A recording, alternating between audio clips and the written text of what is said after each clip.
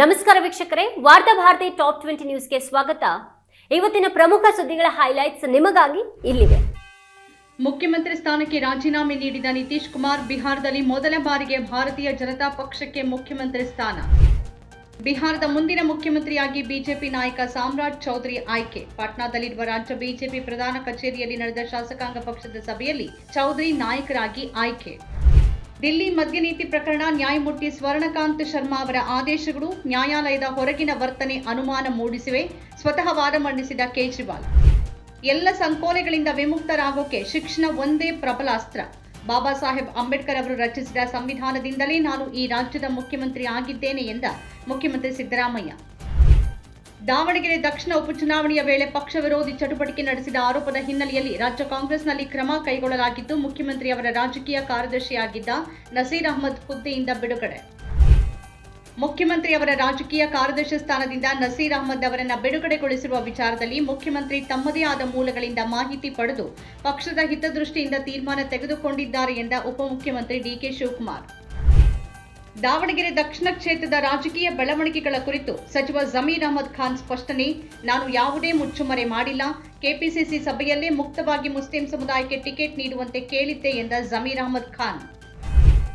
ನೋಯ್ಡಾದಲ್ಲಿ ನಡೆದ ಕಾರ್ಮಿಕರ ಪ್ರತಿಭಟನೆ ವೇಳೆ ಹಿಂಸಾಚಾರ ನಡೆಸಿ ಕಲ್ಲು ತೂರಾಟ ಹಾಗೂ ವಾಹನಗಳಿಗೆ ಹಾನಿ ಮಾಡಿದ ಆರೋಪದ ಮೇಲೆ ನೋಯ್ಡಾ ವಲಯದಿಂದ 350ಕ್ಕೂ ಹೆಚ್ಚು ಮಂದಿಯ ಬಂಧನ.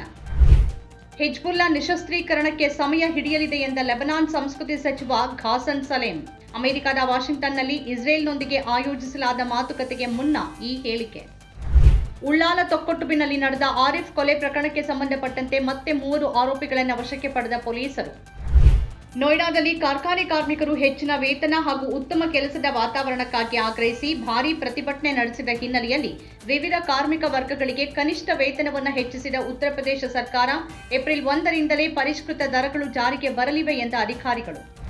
ಅಮೆರಿಕದ ಅಧ್ಯಕ್ಷ ಡೊನಾಲ್ಡ್ ಟ್ರಂಪ್ ಅವರು ಪೋಪ್ ಲಿಯೋ ಕುರಿತು ಮಾಡಿದ್ದ ಟೀಕೆಗೆ ಇಟಲಿಯ ಪ್ರಧಾನಿ ಪ್ರತಿಕ್ರಿಯೆ.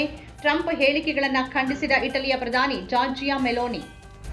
ದಿಲ್ಲಿಯ ಉತ್ತಮ್ ನಗರದಲ್ಲಿ ಹೋಳಿ ಹಬ್ಬದ ಸಂದರ್ಭದಲ್ಲಿ ನಡೆದ ತರುಣ್ ಭುಟೋಲಿಯಾ ಕೊಲೆ ಪ್ರಕರಣದ ಪ್ರಮುಖ ಆರೋಪಿ ನಿರ್ಮಾಣ ಹಂತದ ಮನೆಯನ್ನ ಸೋಮವಾರ ದಿಲ್ಲಿ ಮಹಾನಗರ ಪಾಲಿಕೆ ಭಾಗಶಃ ಧ್ವಂಸಗೊಳಿಸಿದ ಬಳಿಕ ಮುಂದಿನ ಕಾರ್ಯಾಚರಣೆಗೆ 10 ದಿನಗಳ ತಾತ್ಕಾಲಿಕ ತಡೆಯಾಜ್ಞೆ ನೀಡಿದ ದಿಲ್ಲಿ ಉಚ್ಚ ನ್ಯಾಯಾಲಯ.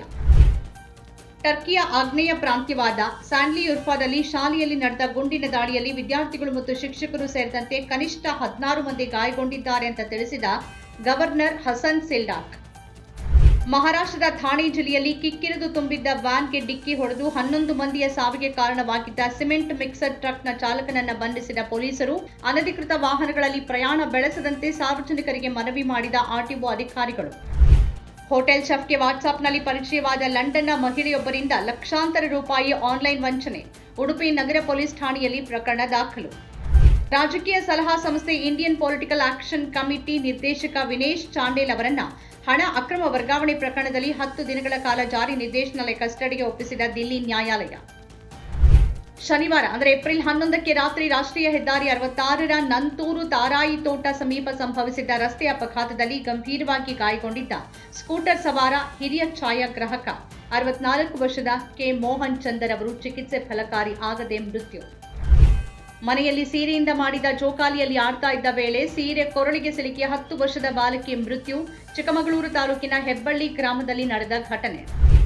ಬಾವಿಗೆ ಬಿದ್ದ ಚಿರತೆಯನ್ನು ರಕ್ಷಿಸಿದ ಅರಣ್ಯ ಇಲಾಖೆ. ಕಾರ್ಕಳದ ನಿಟ್ಟೆ ಗ್ರಾಮದ ಬೋರ್ಕಲ್ಲು ಗುಡ್ಡೆ ಅನ್ನುವಲ್ಲಿ ನಡೆದ ಘಟನೆ. ನಮ್ಮ ಕಾರ್ಯಕ್ರಮಗಳನ್ನು ನೀವು ನೋಡ್ತಾ ಇದ್ರೆ ನಮ್ಮ ಚಾನೆಲ್ ಅನ್ನ ಸಬ್ಸ್ಕ್ರೈಬ್ ಮಾಡಿ, ಪಕ್ಕದ ಬೆಲ್ ಐಕಾನ್ ಒತ್ತಿ ನಮ್ಮನ್ನ ಬೆಂಬಲಿಸಿ. ಹಾಗೆ ನಮ್ಮ ಕಾರ್ಯಕ್ರಮಗಳನ್ನ ಲೈಕ್ ಮಾಡಿ, ಕಮೆಂಟ್ ಮಾಡಿ, ಅದನ್ನ ಬೇರೆಯವರಿಗೂ ವಾಟ್ಸ್ಆಪ್ ಮೂಲಕ ಶೇರ್ ಮಾಡಿ. ನೀವು ಹೀಗೆ ಮಾಡಿದಾಗ ನಮ್ಮ ಚಾನೆಲ್ ಇನ್ನಷ್ಟು ಮತ್ತಷ್ಟು ಜನರಿಗೆ ತಲುಪಲು ನೀವು ನಮ್ಮೊಂದಿಗೆ ಸಹಕರಿಸಿದ ಹಾಗಾಗುತ್ತೆ. ಇದು ನೀವು ಯಾವುದೇ ಖರ್ಚಿಲ್ಲದೆ ಕೆಲವೇ ಸೆಕೆಂಡುಗಳಲ್ಲಿ ನೀಡಬಹುದಾದ ಸಹಕಾರ. ಧನ್ಯವಾದಗಳು.